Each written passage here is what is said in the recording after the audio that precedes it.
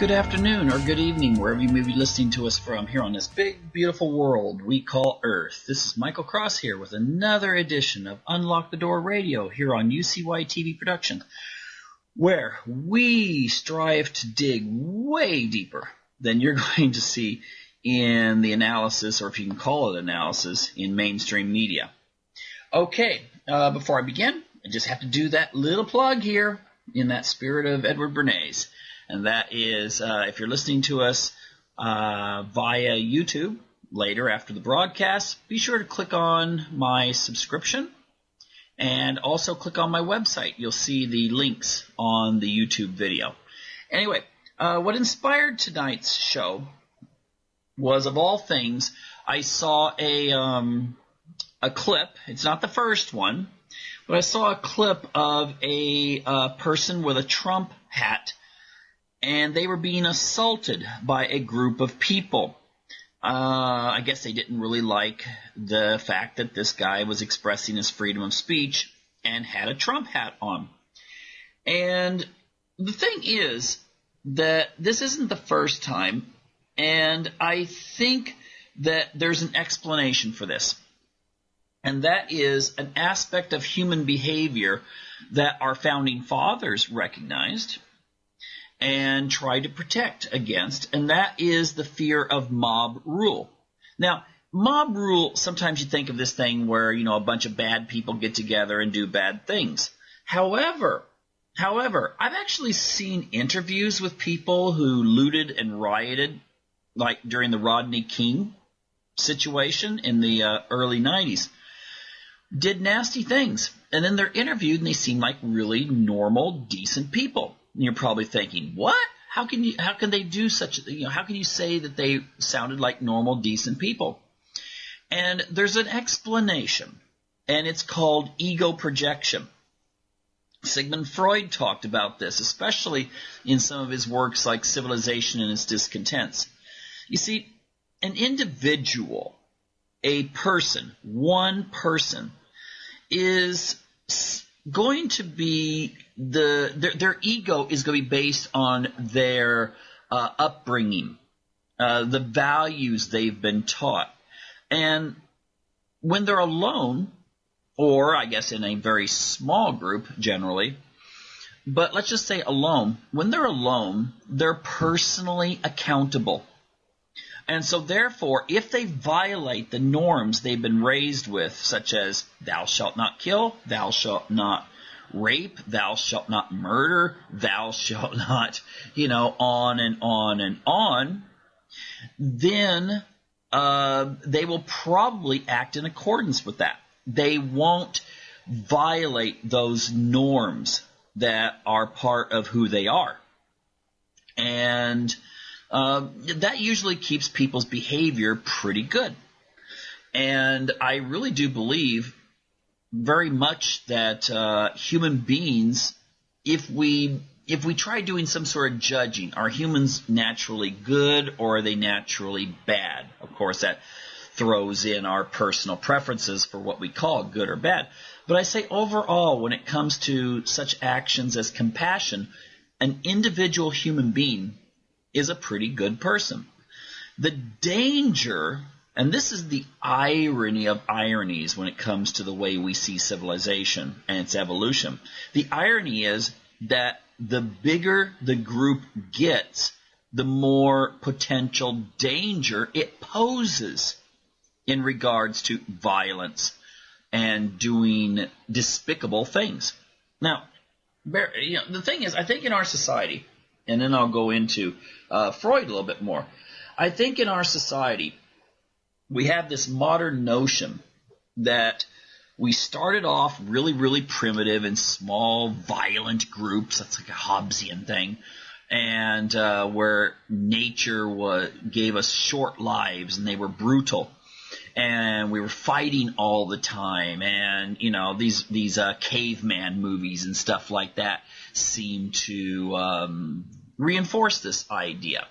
However, my understanding is that when you study small groups of people that are still living in isolated, primitive conditions, and you also study the history of groups that did live in primitive, isolated situations, they were generally fairly peaceful. They didn't engage in a lot of war. And the thing is, when you're in a small group, there's two things that can happen that will actually minimize war. And that is, A, you don't want to lose any of your kin, because these are people that are probably closely related to you, or at least they're close enough that you have this identification with them that's very important. And two is, there's probably lots of resources around, so why do you want to go out and rob someone else of their resources? I mean, in reality, small primitive tribes, if they do get in squabbles with each other, it's usually over someone getting in a fight and then someone else, kind of a Hatfield-McCoy type of thing. But as civilizations grow, then it's easier to do the ego projection. Now, like I said, Freud talked about this in the sense that he was actually quite pessimistic about humans and their ultimate survival as a species. But he felt that when you get people together, then what it turns into is a group mind. People start giving permission to one another. Now, let's take a look at our poor, hapless Trump supporter who found himself in a crowd of people who didn't like Trump. Individually, the worst thing that might have happened was an argument with one of these people.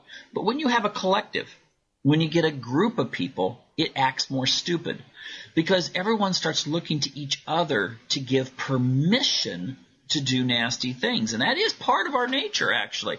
Now, I'm not one that's going to be talking about us coming from chimps or something like that. But if you take a look, not the bonobo chimps, but regular chimps. Bonobos are an exception. They're a subspecies of chimp. They're pretty peaceful. They just sit around eating fruit and having sex with each other all day.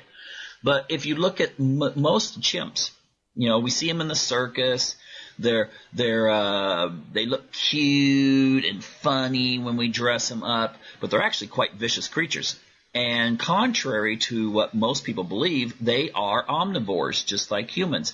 They eat vegetable material and they eat meat. And I watched this documentary one time where it shows a group of chimps, and they've cornered some monkeys. That's one of their favorite foods. They cornered some monkeys, and several of them had grabbed a monkey, and they were playing. And what they were doing was they were yanking the arms and legs off of this monkey, and they seemed to be really having a great time as they were doing it. And the thing is that, humans, there actually are some games from the Middle East where you play a game where you do something similar to that with a goat. Or at least in the Near East, Afghanistan, one of those countries, their traditional game. But the thing is that humans have this kind of thing too, where if you're not being held accountable, if everyone's doing it, then you have a situation in which people are no longer personally responsible. They're no longer personally accountable. And so therefore they will do nasty things. And that's why the Founding Fathers wanted to guard against mob rule. Because you get some horrible situations. I watched a video where a woman, I think it was in Afghanistan, she was accused of trashing a Quran or something like this. And this big crowd just goes after her. And they beat her, and finally, if I remember right, they stoned her a bit, looked like she was dead, and then they just set her on fire. Now, these individuals, as one, probably wouldn't have done that. In fact, I would speculate that in the Bible, where it talks about stoning, that it was always a group affair. It wasn't one person. In fact, when you had that situation, I think a lot of people miss this here because they're talking, they're usually talking about, sin and judgment. But in the situation where Jesus confronts the mob that are going to stone a woman for adultery, and he holds a rock up and says, well, he who is without sin cast the first stone. The thing is, that made everyone accountable individually. It was no longer a group thing. And therefore, everyone just kind of turned and, walked away and went back to their work or families or whatever.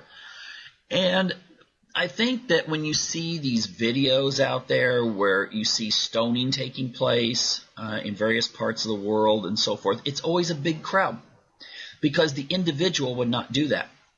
Yeah, for the most part, most individuals, if you stick them into a situation and you say, okay, you're the executioner, here's a rock, there's the, woman caught committing adultery, and now it's up to you to stone her to death. I think 99.99999% of the people, even if they feel this is a justifiable thing as a punishment, are not going to want to do it alone. Okay? It's not going to be very pleasant to face someone alone. It's the same thing with the Marshall surveys that were done in World War II, where human beings, 90% of the soldiers that were on the front line against the Japanese and the Germans did not actually fire on the enemy. They fired above their heads. They fired in, just whatever, just didn't shoot. 10% were actually doing all the shooting. And that's because humans are programmed not to want to hurt people. Okay, so that's part of yes, we are nice. We, even animal species, when they're fighting for mates, they hit the other, like two males, they will fight each other to where there is a victor, but the other one gets to walk away most of the time. And we're just programmed not to want to hurt someone. Now, when you're in an airplane and you've got, an atomic bomb and you push a button, or if you're a drone operator somewhere and you don't see people's faces, it makes killing much easier. And also, you're being told it's the right thing to do. You're being commanded. So in other words, it's not your responsibility. Your ego projection is towards your commanding officer. And his ego projection is to the person higher than him and all the way up to the president. So they have the responsibility. It's like the Milgram experiments where, these people actually thought that they were shocking someone for making mistakes on a test. Well, they weren't really shocking someone. It was fake. These people were not really wired to any kind of electrodes. But most of these people, when the researcher or the guy in the white coat would say, okay, well, he got the wrong answer, give him a shock, they went into lethal dose. They may have questioned it, but then when the researcher's going, hey, you don't have responsibility for this, I assume full responsibility, they were willing to push the button even when the guy was no longer making a noise, no longer screaming in there. So you assume that, hey, he might be dead or in a coma or something. Nope, you keep pushing the button because, you're not wanting to disappoint the authority figure. Now, if you were like kidnapped by a serial killer and the serial killer says, well, push this button, I'll electrocute this person, you might resist, unless you do it for fear of your life, but you might resist. Now, because you're not going to consider the serial killer to be an authority versus the person in the lab coat you consider an authority. But again, whether it's the authority of the state, an educational institution, or just the mob, there is this sense of I'm not responsible. I don't have to worry. So, could some of these people that were beating up the Trump supporter, might they, in a different circumstance, if you could just grab one of them and introduce him to the Trump supporter and say, hey, this is this guy here, introduced, you find out each other's names, maybe say something about, hey, you find out you went to the same high school. All of a sudden, whoa, there's a connection. Or maybe you find out that you're of the same ethnic group or religion. You might be of the same religion. You might have certain interests that are the same. And you'd be eating dinner with this person, sharing an ice cream or something like that. But when it's a group thing, you don't think about that guy with the Trump hat as being an individual. All of a sudden, he is he is representing Donald Trump. And the media has so poisoned the well, so to speak. They have so vilified Trump that it's almost as if the old witch hunt days. Remember those days? Yeah, well, you probably don't remember them. But the thing is that in the witch hunt days, a lot of us forget the fact that these were generally carried out in small communities. I mean, Salem, Massachusetts, back in the 1600s or early 1700s or whenever they took place, was a small community. Everyone knew each other. A lot of people were related to each other. I mean, if you have a small community and a couple generations, pretty much everyone's intermarried.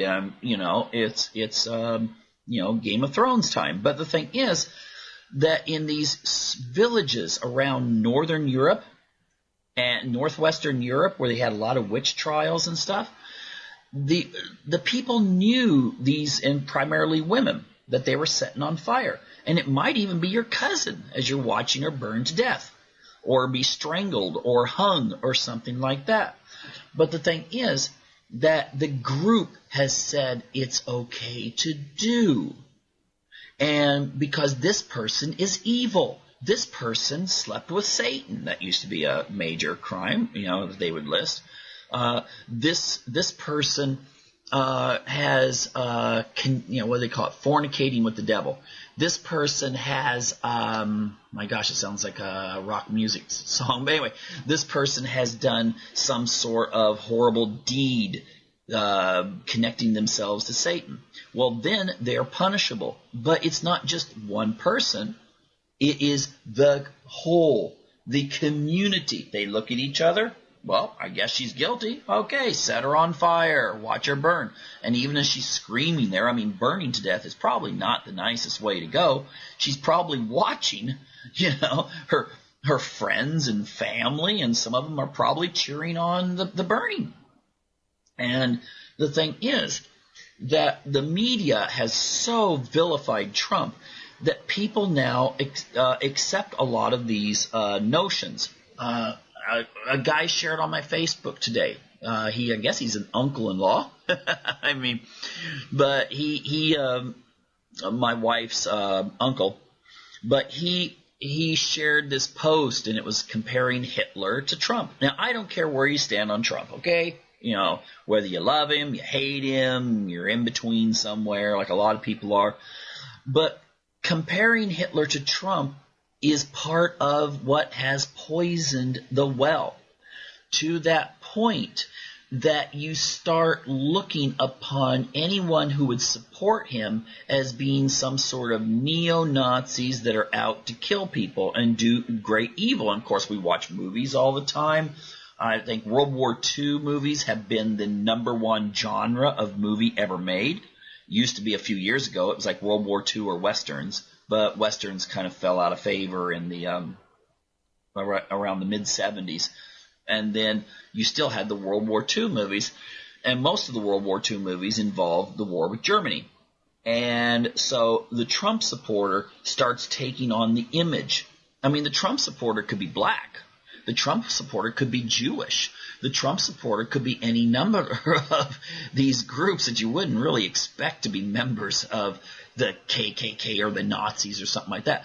But your subconscious mind, at least these people, their subconscious mind is saying, this is who this person represents. So therefore, society, the media, has given permission ever so subtly, or sometimes not so subtly, to go and do something about this person. So that explains why you see these situations. Like I saw one time when this girl was being, pelted. She was trying to get into this building where there was a Trump meeting taking place. She looked like she was maybe 5 foot tall, and and she stood her ground, but she was getting spit on and all this kind of stuff. And the thing is, that reminds me too. I remember I once went to, it was either a George Bush or Ronald Reagan. I don't know. Well, it was when I was in college, speech. And outside there was a big bunch of protesters, and there was like some high school girls that had some signs that were in favor. I think it was Bush. I'm just trying to remember. I don't remember. Anyway, they had some signs out for Bush. And these peace protesters started throwing dirt and rocks at them. And I was thinking, oh, that's kind of ironic.